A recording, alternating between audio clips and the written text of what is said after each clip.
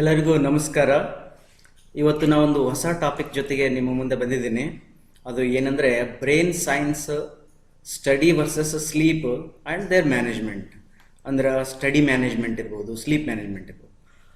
ಈ ವಿಡಿಯೋ ಕನ್ನಡದಲ್ಲಿ ಮಾಡ್ತಾ ಇದ್ದೇನೆ. ಬೇಸ್ಡ್ ಆನ್ ದ ಡಿಮಾಂಡ್ ಅದನ್ನು ಇಂಗ್ಲೀಷಲ್ಲಿನೂ ಟ್ರಾನ್ಸ್ಲೇಟ್ ಮಾಡ್ತೀನಿ litre.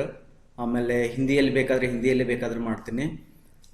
Why I choose Kannada ಅಂದ್ರೆ I want to make this topic very effective. First, I would like to express my all views. ನಾನು ಒಳಗಡೆ ಇರ್ತಕ್ಕಂಥ ಎಲ್ಲ ಅನುಭವಗಳನ್ನು ಹೊರಗಡೆ ತರಬೇಕು ಅಂತ ಒಂದು ಆಸೆ ಇದೆ.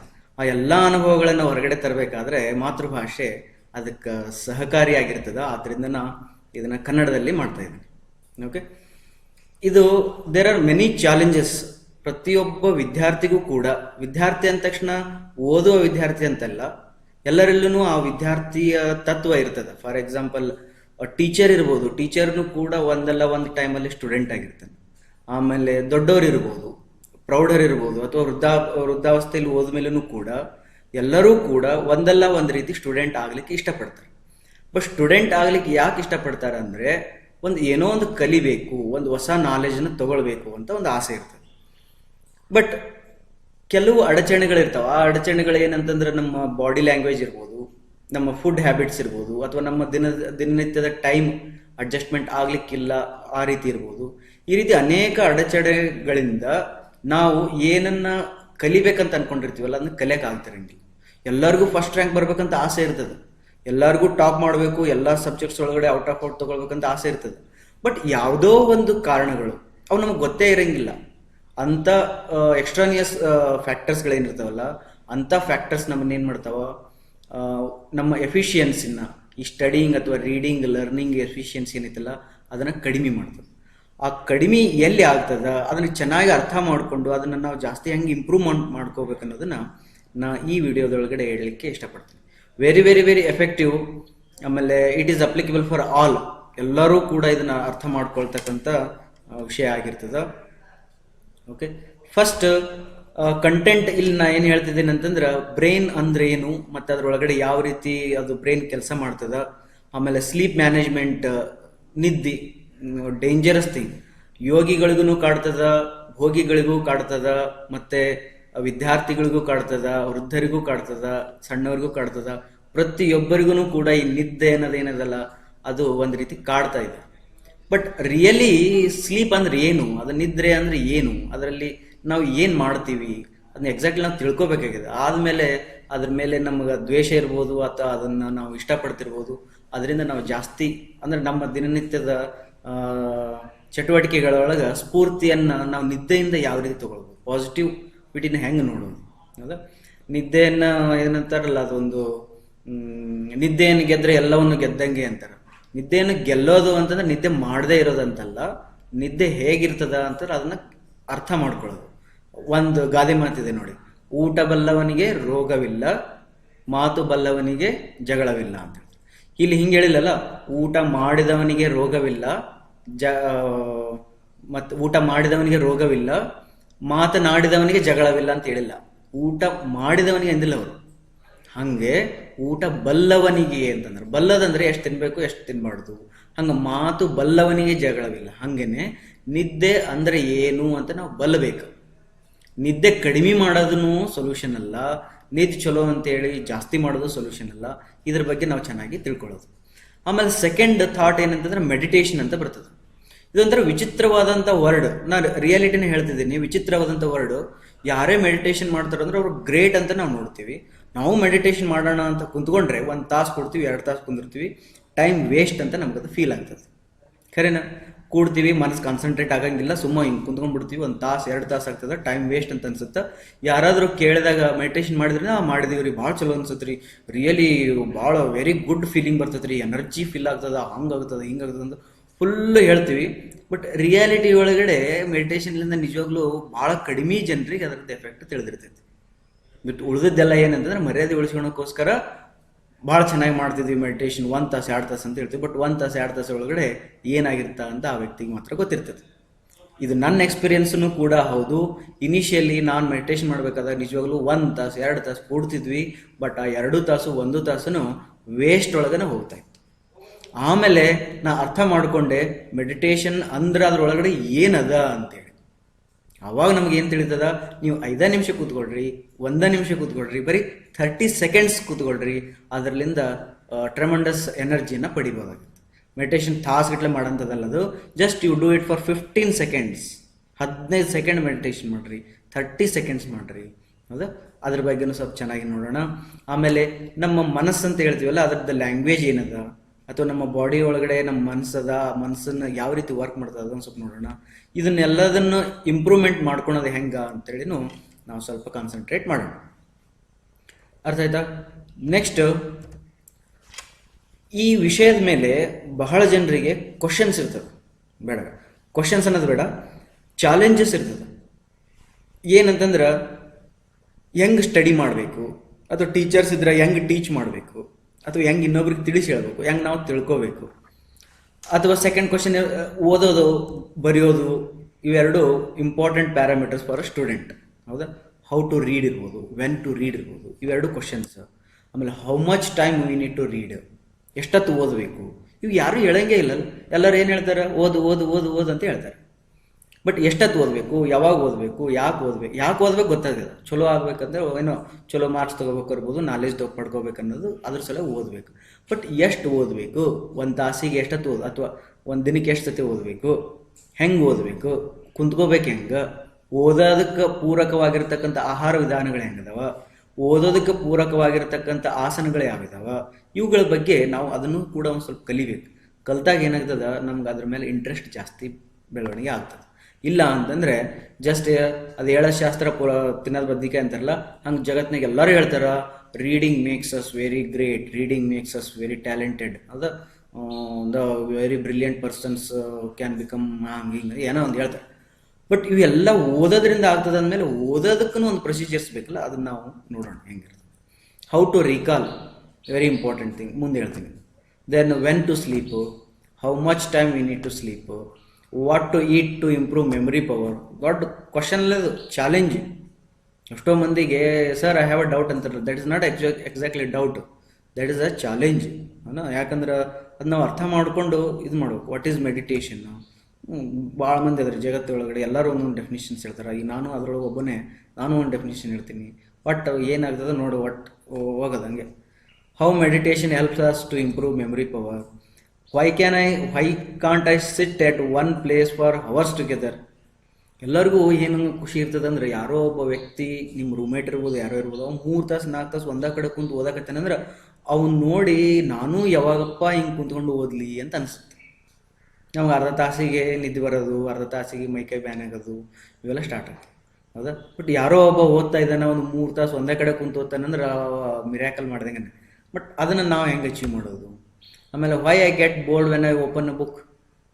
ಗೊತ್ತದ, ಅಸಲಿ ನಮ್ಗೆ ಗೊತ್ತದ, ಬುಕ್ಸ್ಗಳಿಂದ ಅಥವಾ ನಾಲೆಜನ್ನು ಗೇನ್ ಮಾಡೋದ್ರಿಂದ ನಮ್ಗೆ ಜಾಸ್ತಿ ನಾಲೆಜ್ ಸಿಗ್ತದ, ನಾವು ಇಂಪ್ರೂವ್ ಆಗ್ತೀವಿ, ಗ್ರೋತ್ ಒಳಗೆ ಬರ್ತೀವಿ ಅಂತ ಗೊತ್ತದ. ಬಟ್ ಆದರೂ ಅದು ನಮಗೆ ಯಾಕೆ ಬೋರ್ ಮಾಡ್ತದ ನೋಡು. ಹಿಂಗೆ ಇಷ್ಟೇ ಅಲ್ಲ, ಮೆನಿ ಕ್ವಶನ್ಸ್, ಭಾಳ ಕ್ವಶನ್ಸ್ ಇದಾವ. ಈ ಎಲ್ಲ ಕ್ವಶನ್ಸನ್ನು ಕೂಡ, ಈ ಎಲ್ಲ ಚಾಲೆಂಜಸನ್ನು ಕೂಡ ಔಟ್ಕಮ್ ಮಾಡ್ಬೋದು. I hope at the end of this PPT, at the end of this lecture, you will definitely get the answer for all these questions. I will promise you. Okay? Still, ಇಷ್ಟಾದ್ಮೇಲೂ ಕೂಡ ನಿಮ್ಮಲ್ಲಿ ಮನಸ್ಸಲ್ಲಿ ಏನೇ doubts ಇದ್ರೂ ಕೂಡ ನೀವು ಡೈರೆಕ್ಟಾಗಿಯೇ ನಾನು ಕೇಳ್ಬೋದು, phone ಮಾಡ್ಬೋದು, ಅಥವಾ ಯಾವುದೇ ಮೀಡಿಯಾದಿಂದನೂ ನೀವು ನನ್ನ ಕಾಂಟ್ಯಾಕ್ಟ್ ಮಾಡಿಕೊಂಡು ಕೇಳ್ಕೋಬೋದು. ಓಕೆ? ನನಗೆ ಅನಿಸಿದ್ದನ್ನು ಮಾತ್ರ ನಾನು ಹೇಳ್ತೀನಿ, ಇಲ್ಲ ಅಂದರೆ ಗೊತ್ತಿಲ್ಲ ಅಂತ ಸ್ಪಷ್ಟವಾಗಿ ಹೇಳ್ತೀನಿ. ಈಗ ಲರ್ನಿಂಗ್ ಅಂತ ಒಂದು ಆ್ಯಕ್ಟಿವಿಟಿ ಬರ್ತೈತೆ, ನಮ್ಮನ್ನು ನಾವು ಇಂಪ್ರೂವ್ಮೆಂಟ್ ಮಾಡ್ಕೋಬೇಕಾದ್ರೆ ಲರ್ನಿಂಗ್ ಅಂತ ಒಂದು ಆ್ಯಕ್ಟಿವಿಟಿ ಬರ್ತೈತೆ. ಜಸ್ಟ್ ಯೋಚನೆ ಮಾಡಿರಿ, ಚಿಕ್ಕವರಿದ್ದಾಗ, ಚಿಕ್ಕ ಮಕ್ಕಳಾಗಿರ್ತೀರಿ, ಅಪ್ಪ ಅಮ್ಮ ನಿಮ್ಮನ್ನು ಸ್ಕೂಲಿಗೆ ಕಳಿಸ್ತಾರೆ. ಯಾಕೆ ಕಳಿಸ್ತಾರೆ? ಅವ್ರದ್ದು ಒಂದು ಏಮ್ ಆ್ಯಂಡ್ ಆಬ್ಜೆಕ್ಟ್ ಇರ್ತದೆ. ಏನದು? ನಮ್ಮ ಹುಡುಗ ಕಲೀಲಿ. ಎದಕ್ಕೆ ಕಲಿಬೇಕು ಅಂತಂದ್ರೆ, ಆಗು ಹೋಗುಗಳನ್ನು ಅರ್ಥ ಮಾಡ್ಕೊಳ್ಳಿ, ಸಮಾಜದಲ್ಲಿ ಆಗು ಹೋಗುಗಳನ್ನು ಅರ್ಥ ಮಾಡಿಕೊಳ್ಳಿ, ಸಂಖ್ಯೆ ಮತ್ತು ಶಾಸ್ತ್ರಗಳನ್ನು ತಿಳ್ಕೊಂಡು ತನ್ನನ್ನು ತಾನು ಬೆಳವಣಿಗೆಯಲ್ಲಿ ಹಾಕ್ಕೊಳ್ಳಿ, ಅಥವಾ ಅದೇನದು ಅಂಡರ್ಸ್ಟ್ಯಾಂಡಿಂಗ್ ದ ನೇಚರ್, ಈ ಜಗತ್ತಲ್ಲಿ ಏನು ವಿಸ್ಮಯಗಳು ನಡೀತಿದಾವಲ್ಲ ಅವನ್ನೆಲ್ಲವನ್ನು ಅರ್ಥ ಮಾಡ್ಕೊಳ್ಳಿ. ಹೌದಾ? ಈ ರೀತಿ ಒಂದಲ್ಲ ಒಂದು ರೀತಿಯೊಳಗೆ ಅವನು ಡೆವಲಪ್ ಆಗಲಿ ಅನ್ನೋದಕ್ಕೋಸ್ಕರ ಅವನನ್ನು ಸ್ಕೂಲಿಗೆ ಕಳಿಸ್ತಾರ, ಎಜುಕೇಟೆಡ್ ಮಾಡ್ತಾರ. ಹೌದಾ? ಅವನಿಗೆ ಹೊಸ ಹೊಸ ವಿದ್ಯೆಗಳನ್ನು ಕಲಿಸ್ತಾರ, ಅಥವಾ ಅವನು ಕಲಿಯೋಕೆ ಶುರು ಮಾಡ್ತಾನೆ. ಇದು ಫಸ್ಟಿಗೆ ಒಂದು 8-10 ವರ್ಷ ಕಲಿ ಕಲಿ ಕಲಿ ಅಂತ ಫೋರ್ಸ್ ಹಾಕಕ್ಕೆ ಶುರು ಮಾಡ್ತಾರೆ. ಯಾವಾಗ ಆ ಹುಡುಗನಿಗೆ ಒಂದು ಮೆಚುರಿಟಿ ಬರ್ತದ, ಏನಂತ, ಹೌದಪ್ಪ ನಾನು ಈ ರೀತಿ ಓದೋದ್ರಿಂದ ನಾನು ಹಿಂಗಾಗ್ತೀನಿ ಅವನಿಗೆ ಸ್ವಲ್ಪ ರಿಯಲೈಸೇಷನ್ ಆಗಕ್ಕೆ ಶುರು ಆಗ್ತದೆ. ರಿಯಲೈಸೇಷನ್ ಆದಮೇಲೆ ಅವನೇ ತನ್ನನ್ನು ತಾನೇ ಆಕ್ಸಿಲರೇಟ್ ಮಾಡ್ಕೊಳ್ತಾನೆ. ಓಕೆ, ಕೆಲವರು ಜಾಸ್ತಿ ಆಕ್ಸಿಲರೇಟ್ ಮಾಡ್ಕೊಳ್ತಾರೆ, ಕೆಲವರು ಕಡಿಮೆ ಆಕ್ಸಿಲರೇಟ್ ಮಾಡ್ಕೊಳ್ತಾರೆ. ಬಟ್ ಅಲ್ಟಿಮೇಟ್ಲಿ ಜೀವನ ಇರೋದನ್ನೇ ಬದುಕಿ ಬಿಡಬೇಕು. ಬಟ್ ಬದುಕೋದು ಹೆಂಗೆ, ಅದು ನಿಮ್ಮ ಡೆಫಿನಿಷನ್ ನೀವು ತೊಗೊಂಡಿರ್ತೀರಿ. ಬಟ್ ಈ ಬದುಕುವ ವಿಧಾನದಲ್ಲಿ ಒಂದು ಲರ್ನಿಂಗ್ ಅಂತ ಆಕ್ಟಿವಿಟಿ ಬಂತಂತ ತಿಳ್ಕೊಡ್ರಿ. ಆಸ್ ಪರ್ ಎಸ್ ಸ್ಟೂಡೆಂಟ್, ನಾವು I will concentrate only for the student who want to become educated, literate. Educated ಅನ್ನೋದಕ್ಕಿಂತನೂ who want to become a literate. Understand? ಆ ಲಿಟರೇಟ್ ಆಗಬೇಕಾದಾಗ ಯಾವುದೋ ಒಂದು ಸಬ್ಜೆಕ್ಟ್ಸ್ ಇರ್ತದೆ, ಅದನ್ನು ನಾವು ಕಲಿತೀವಿ. ಕಲಿಯೋದು ಅಂದರೆ ಏನು? ಲರ್ನಿಂಗ್ ಅಂದರೆ ಏನು? ಲರ್ನಿಂಗ್ ಅಂದ್ರೆ ಆ ಒಂದು ನಾಲೆಜ್ ಏನದಲ್ಲ, ಆ ನಾಲೆಜ್ನ ನಾವು ಬ್ರೈನ್ ಒಳಗಡೆ ಸ್ಟೋರ್ ಮಾಡ್ಕೊಳ್ಳೋದು. ಆ ಸ್ಟೋರ್ ಮಾಡ್ಕೊಂಡಿದ್ದನ್ನು ಸಮಯಕ್ಕೆ ತಕ್ಕಂಗೆ ಅದನ್ನು ರಿಕಾಲ್ ಮಾಡ್ಕೊಳ್ಳೋದು. ಅವು ಎರಡನ್ನೂ ಸೇರಿಸಿದ್ರೆ ನಾಲೆಜ್ ಅಂತ ಕರೀತಾರೆ. ಫಾರ್ ಎಕ್ಸಾಂಪಲ್, ಈಜಾಡೋದು, ಸ್ವಿಮ್ಮಿಂಗು ಒಂದು ನಾಲೆಜ್ ಅಂತ ತಿಳ್ಕೊಳ್ಳೋಣ. ಸ್ವಿಮ್ಮಿಂಗ್ ನಾಲೆಜ್ ಅಂತಂದರೆ ಅದನ್ನು ಕಲಿಬೇಕು. ಎಲ್ಲಿ ಕಲಿತೀರಿ ನೀವು? ಸ್ವಿಮ್ಮಿಂಗ್ ಪೂಲ್ ಒಳಗೆ ಕಲಿತೀರಿ, ಅಥವಾ ಚಿಕ್ಕ ಬಾವಿಯೊಳಗೆ ಕಲಿತೀರಿ, ಅಥವಾ ಎಲ್ಲರೂ ಒಂದು ಸ್ವಲ್ಪ ನೀರು ಜಾಸ್ತಿ ಮೊಣಕಾಲು ಮಟ್ಟ ಅಥವಾ ಅದಕ್ಕಿಂತ ಜಾಸ್ತಿ ನೀರು ನಿಂತರೆ ಅಲ್ಲಿ ನೀವು ಸ್ವಿಮ್ಮಿಂಗನ್ನು ಕಲಿತೀರಿ. ಇದನ್ನೇನಂತಾರೆ? ಸ್ಟೋರಿಂಗ್ ದ ನಾಲೆಜ್ ಅಂತ ಹೇಳ್ತಾರೆ. But storing the knowledge is half learning ಅಂತ ಅರ್ಥ. ಅದು ಫುಲ್ ಲರ್ನಿಂಗ್ ಅಲ್ಲ, just you have stored it. ಆಮೇಲೆ ನಿಮ್ಮನ್ನು ಎಂದೋ ಒಂದಿನ ಯಾವುದೋ ಫ್ಲಡ್ ಗಿಡ್ ಬಂದಾಗ, ಸುನಾಮಿ ಬಂದಾಗ ನೀವು ಎಲ್ಲೋ ನೀರೊಳಗೆ ಬೀಳ್ತೀರಿ. ನೀರು ಆಳವಾಗಿರ್ತದ. ಅಲ್ಲಿ ನೀವು ಈಜಾಡಿ ಹೊರಗಡೆ ಬಂದರೆ ಅವಾಗ I can say that you learned swimming. ಅಂದರೆ ನೀನು ಕಲ್ತಿದ್ದು ಸಾರ್ಥಕವಾಯಿತು ಅಂತ ಹೇಳ್ಬೋದು, ಅಥವಾ ನೀನು ಕಂಪ್ಲೀಟಾಗಿ ಸ್ವಿಮ್ಮಿಂಗನ್ನು ಕಲ್ತಿದ್ದೀಯಾ ಅಂತ ನಾವು ಅವ್ರಿಗೆ ಹೇಳ್ಬೋದು. ಅರ್ಥಾಯ್ತಾ? ಅಂದರೆ ಲರ್ನಿಂಗ್ ಆಸ್ಪೆಕ್ಟ್ಸ್ ಒಳಗಡೆ ಸ್ಟೋರಿಂಗು ಒಂದದ ಮತ್ತು ರಿಕಾಲಿಂಗು ಒಂದದ. ಈ ಸ್ಟೋರಿಂಗು ಮತ್ತು ರಿಕಾಲಿಂಗ್ ಎರಡೂ ಸೇರಿದ್ರೆ ನಮಗೆ ಲರ್ನಿಂಗ್ ಅಂತೇಳಿ ಒಂದು ಕಂಪ್ಲೀಟ್ ಮೀನಿಂಗ್ ಸಿಗ್ತದೆ.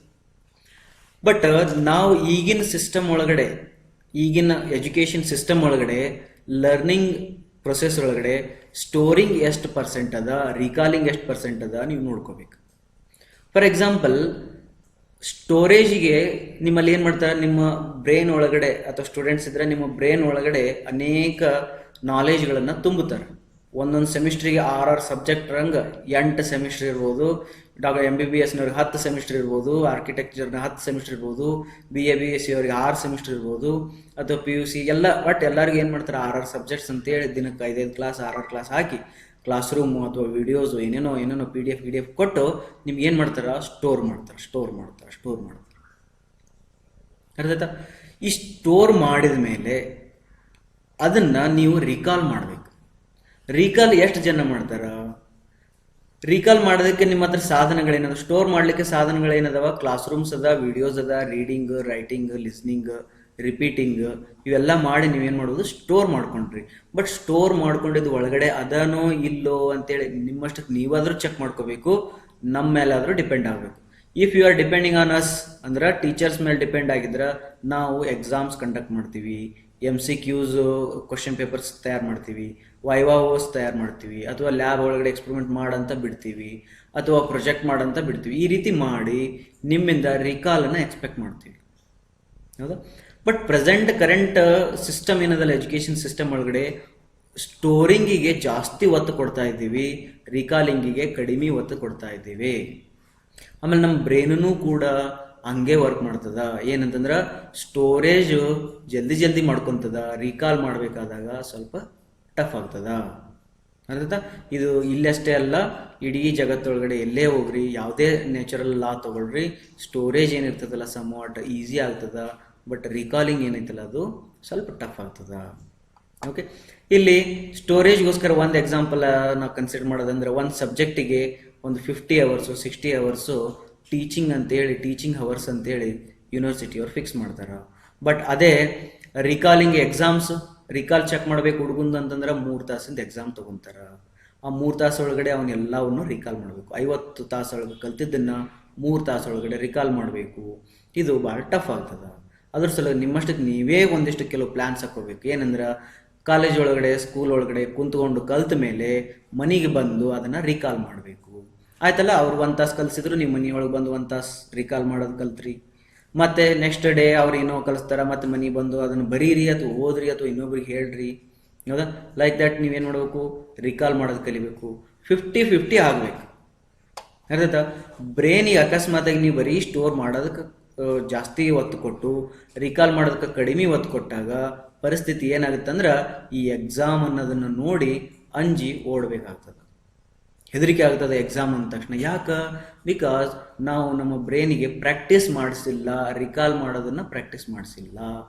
ನಾವು ರಿಕಾಲ್ ಮಾಡೋದನ್ನು ಪ್ರಾಕ್ಟೀಸ್ ಮಾಡಿಲ್ಲ ಅಂದಮೇಲೆ ನಮಗೆ ಎಕ್ಸಾಮ್ಸ್ ಅಂದ್ರೆ ಅಂಜಿಕೆ ಬರ್ತದ, ಎಂಟ್ರೆನ್ಸ್ ಎಕ್ಸಾಮ್ಸ್ ಅಂದ್ರೆ ಅಂಜಿಕೆ ಬರ್ತದ, ವೈವಾಸ್ ಅಂದ್ರೆ ಅಂಜಿಕೆ ಬರ್ತದ, ಲ್ಯಾಬ್ ಎಕ್ಸ್ಪೆರಿಮೆಂಟ್ ಅಂದ್ರೆ ಅಂಜಿಕೆ ಬರ್ತದ, ಪ್ರೆಸೆಂಟೇಷನ್ ಸೆಮಿನಾರ್ ಅಂದ್ರೆ ಅಂಜಿಕೆ ಬರ್ತದ.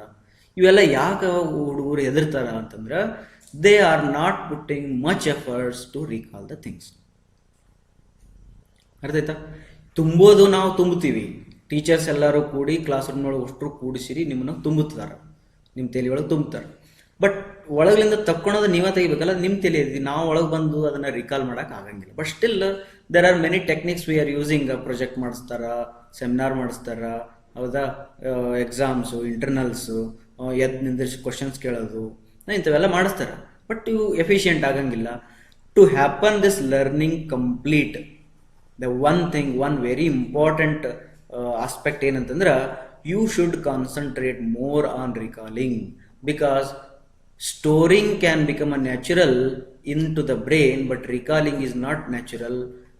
Here you have to put lot of effort to recall the content.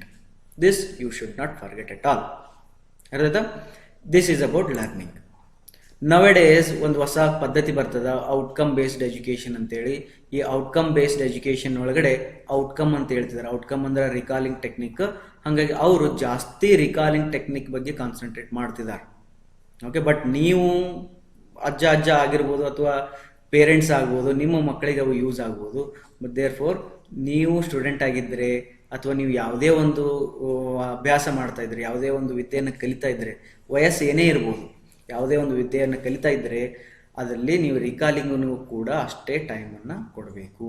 ಒಂದು ಪುಸ್ತಕವನ್ನು ನಾವು ಓದ್ತೀವಿ, ಎಷ್ಟು ಒಂದು 50 ಅವರ್ಸು 60 ಅವರ್ಸು ತೊಗೊಂಡು ಒಂದು ಪುಸ್ತಕವನ್ನು ಓದುತ್ತೀವಿ.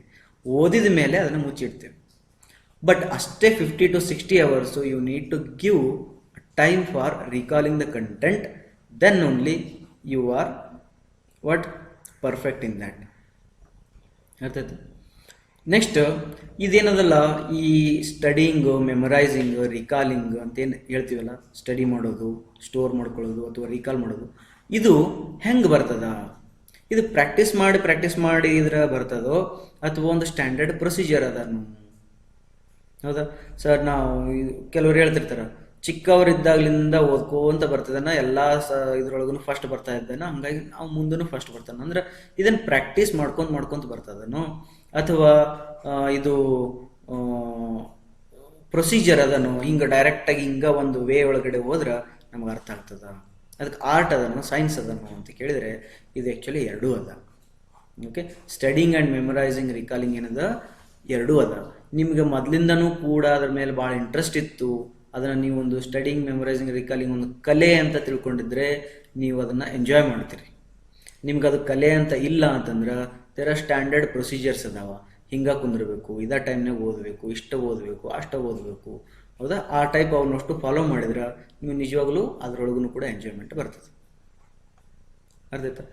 ಒಂದು ಎಕ್ಸಾಂಪಲ್ ಏನಂತಂದರೆ, ಯೋಚನೆ ಮಾಡಿರಿ, ಒಬ್ಬ ವ್ಯಕ್ತಿ ಗ್ರೌಂಡ್ ಒಳಗಡೆ, ಸ್ಪೋರ್ಟ್ಸ್ ಪರ್ಸನ್, ಒಬ್ಬ ವ್ಯಕ್ತಿ ಗ್ರೌಂಡ್ ಒಳಗಡೆ 16 ಅವರ್ಸ್ 18 ಅವರ್ಸ್ ಶರೀರವನ್ನು ಏನು ಮಾಡ್ತಾನೆ, ಶ್ರಮದಲ್ಲಿ ತರ್ತಾನೆ, ಓಡ್ತಾನೆ, ಜಿಗಿತಾನೆ, ಹೌದಾ, ರನ್ ಮಾಡ್ತಾನೆ, ಜಿಮ್ ಎಲ್ಲ ಹೋಗ್ತಾನೆ, ಪೂರ ಶರೀರವನ್ನು ಬೆವರಿಳಿಸಿ ಕಷ್ಟಪಡ್ತಾನೆ.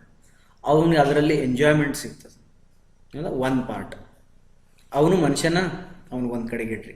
ಇನ್ನೊಬ್ಬ ಇರ್ತಾನೆ, ಸೈಂಟಿಸ್ಟ್ ಇದ್ದಂಗೆ ಇರ್ತಾನೆ, ಅಥವಾ ಏನೋ ಒಂಥರ ಹೈಲಿ ಓದಿದ ಅವರು ಒಂದೇ ಲೈಬ್ರರಿ ಒಳಗಿರ್ಬೋದು ಅಥವಾ ರೀಡಿಂಗ್ ರೂಮ್ ಒಳಗಿರ್ಬೋದು, ಮನೆಯಲ್ಲಿ ಒಂದೇ ಕಡೆ ಕುಂತ್ಕೊಂಡು 16 ಅವರ್ಸು 15 ಅವರ್ಸು ಕುಂತ್ಕೊಂಡು ಓದುತ್ತಾರೆ. ಓಕೆ, ಈ ವ್ಯಕ್ತಿ ಗ್ರೌಂಡ್ ಒಳಗಡೆ ಇಡೀ ಶರೀರವನ್ನ ದಣಿಸಿ ಎಂಜಾಯ್ ಮಾಡ್ತಿದ್ದಾನ. ಇನ್ನೊಬ್ಬ ವ್ಯಕ್ತಿ ಒಂದು ರೂಮಲ್ಲಿ ಕುಂತ್ಕೊಂಡು ಕೇವಲ ಬ್ರೇನನ್ನ ದಣಿಸಿ ಎಂಜಾಯ್ ಮಾಡ್ತಿದ್ದಾನೆ. ಅದನ್ನು ಎಂಜಾಯ್ಮೆಂಟೇ, ಇದನ್ನು ಎಂಜಾಯ್ಮೆಂಟೇ. ಅರ್ಥ ಆಯ್ತಾ? ಅಂದ್ರೆ ಅವನು ಮನುಷ್ಯನೇ, ಇವನು ಮನುಷ್ಯನೇ. ಮನುಷ್ಯನಿಗೆ ಎಂಜಾಯ್ಮೆಂಟ್ ಬೇಕು ಅಂತಂದ್ರೆ ದೇರ್ ಆರ್ ಮೆನಿ ವೇಸ್. ಆ ಎಲ್ಲ ವಿಧದೊಳಗಡೆ ಓದನು ಕೂಡ ಇದು ಬರ್ಡನ್ ಅಲ್ಲ, ಇದು ಕೂಡ ಒಂದು ಎಂಜಾಯ್ಮೆಂಟ್.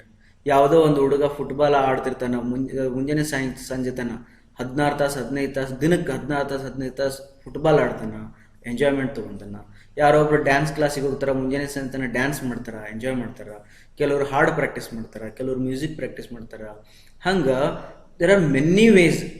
ಎಲ್ಲಾದ್ರೊಳಗೂ ಕೂಡ ಮನುಷ್ಯನ ಆತ್ಮ ಏನದಲ್ಲ, ಅದು ಎಂಜಾಯ್ಮೆಂಟನ್ನು ಹುಡುಕ್ತದ. ಹಂಗ ಸೈಂಟಿಸ್ಟ್ಗಳು, ಅಕಾಡೆಮಿಷಿಯನ್ಸು, ಪ್ರೊಫೆಸರ್ಸು, ಟೀಚರ್ಸು ಅಥವಾ ಕಾಂಪಿಟೇಟಿವ್ ಎಕ್ಸಾಮ್ ಪ್ರಿಪೇರ್ ಮಾಡೋರು, ಅವ್ರಿಗೂ ಕೂಡ ಈ ಸ್ಟಡಿ ಅನ್ನೋದೇನೈತಲ್ಲ ಅದು ಎಂಜಾಯ್ಮೆಂಟೇ. ಇದು ಎಂದು ಬರ್ಡನ್ ಅಂತ ಎಂದು ಫೀಲ್ ಮಾಡ್ಕೊಳೋದಲ್ಲ. ನೀವು ಬರ್ಡನ್ ಅಂತ ಫೀಲ್ ಮಾಡ್ಕೊಂಡ್ರೆ ನಿಮ್ಗದು ತ್ರಾಸ ಆಗ್ತದ. ಅದಾಯ್ತಾ? ಹಾಗೆ ಇದು ಆರ್ಟ್ನೂ ಹೌದು, ಆಮೇಲೆ ಸ್ಟ್ಯಾಂಡರ್ಡ್ ಪ್ರೊಸೀಜರ್ ಫಾಲೋ ಮಾಡಿದ್ರೆ ಅದು ಸೈನ್ಸ್ ಕೂಡ ಹೌದು.